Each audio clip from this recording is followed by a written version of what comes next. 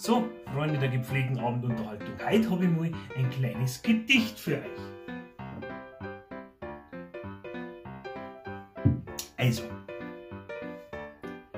im Internet, Fernsehen und Radio, überall reden uns Spezialisten an. Die warnen uns mit ernstem Ton. Obacht vor der Infektion! Aber auch die Lehrer in der Schule sagen die Kinder, was man machen soll. Desinfizieren und sauber machen. Ja, der Trick ist best, da brauchst du nicht lachen. Waschen soll's euch eure Pratzen.